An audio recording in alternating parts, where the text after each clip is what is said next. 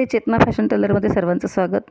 इथे मी एक ड्रेसचा पीस घेतलेला आहे जो की असा वापरात नव्हता आणि तो समोरचा भाग मी आता घेतलेला आहे। तर याचा मी आता ॲप्रन बनवणार आहे।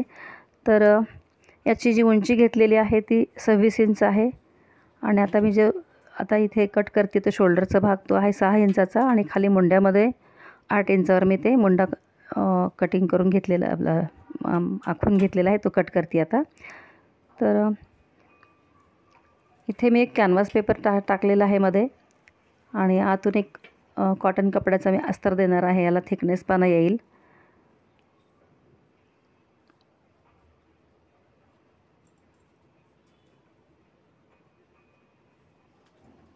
आणि याचीच विजार आहे या ड्रेसची, तर त्याचे मी असे पाइपिंगसाठी स्ट्रिप्स काढून घेते आणि इथे हा पिवळा कपडा घेतला तो अस्तरसाठी।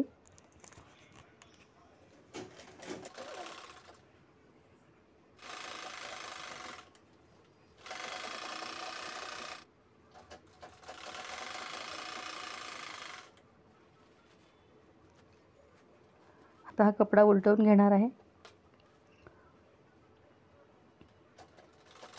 इथे दाबटीप घेते साईडला।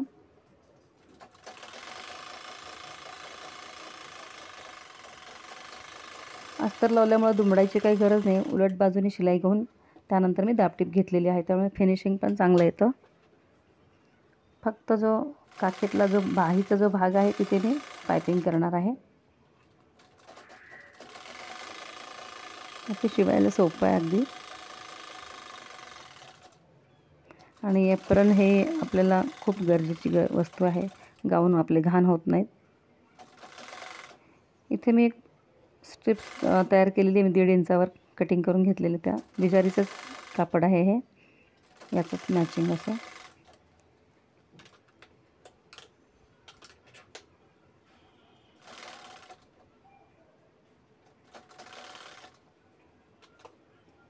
याला मी पाइपिंग करते।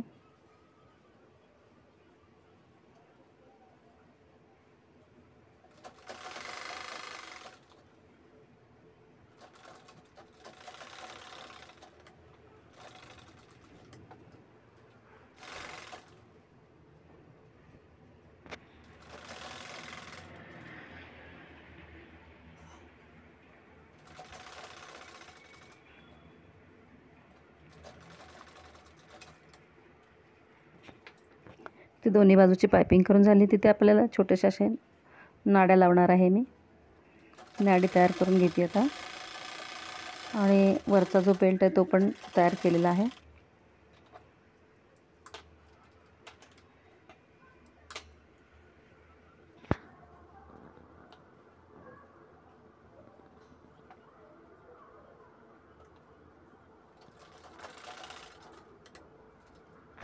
ते साईडच्या नाड्या बसवून घ्यायच्या आहेत।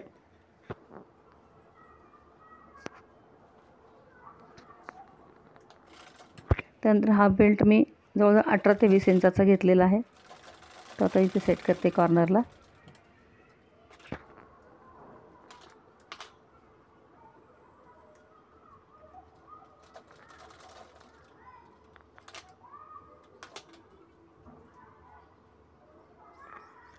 हा आपला ॲप्रन तयार झालेला आहे।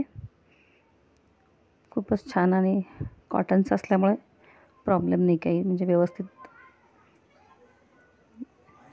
शिवायलाही सोपं आणि वापरायलाही इझी असं आहे। अशा पद्धतीने हा ॲप्रन तयार झालेला आहे।